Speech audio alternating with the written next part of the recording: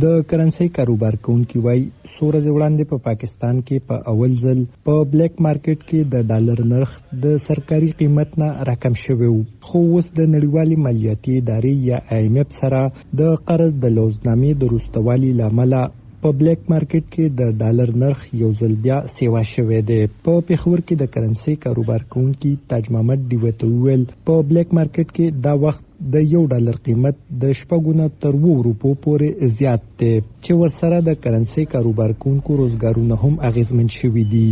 او ګری مارکیټ چونکې الیګل دی، رجسټر نه دی، په هغې باندې ټیکسز نشته دی، د هغې هغه شانته ایکسپنسز نشته دی کوم چې زمونږ دي، نو هغې کې ګران والي نو ګران یې خرڅ هم کړي. هغې لکه بغیر د دغې نه د هغې ته فایده ډېره ده. حکومت ته د هغې حساب کتاب نه ځي؟ حکومت ته د هغې حساب کتاب نه ځي، جی بالکل ریکارډ هم نه پاتې کېږي. هغه چې کوم دی ټول ګری مارکیټ کې چې څومره ټرانزیکشنز کېږي د هغې یو ریکارډ هم نه.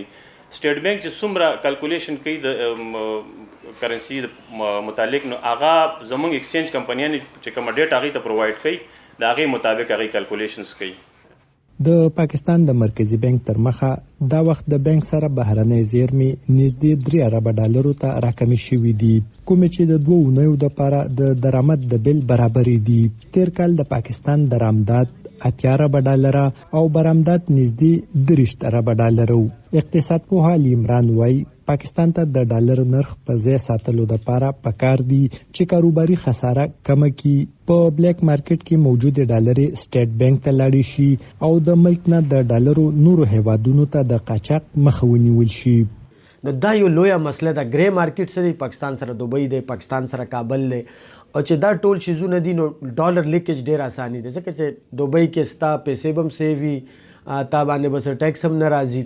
خو پاکستان کې غټه ستونزه څه ده چې ډېر داسې بزنسمین چې کوم خپل بزنسز کوي هغه روپۍ باندې خو ډالر علي، خو چې خپل ذاتي چې کوم ډالر ورسره پروت دی هغه خپل ګټې لپاره استعمالوي.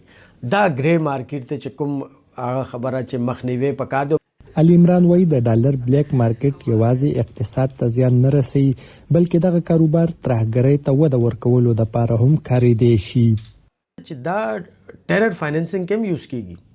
موږ خو په د ورکوټې کچ باندې یادو چې ډېر خلکو دا زوړ حکومت کې به بتې ورکولې، خو دا بتې خو بیا داسې روپیو شکل کې بل طرف ته نه ځي، دا خو په ډالرو شکل کې هم ځي.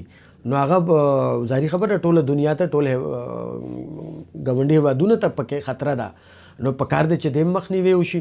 د تیر کال په اخر کې د پاکستان د خزانه وزیر اسحاق ډار منلې و چې ډالرو زیات قاچاق افغانستان ته کیږي او نوموړي ویلو دوی به د قاچاق د غټولې لارې بندي ځکه چې د پاکستان معیشت د غبوج نشي برداشت کولای.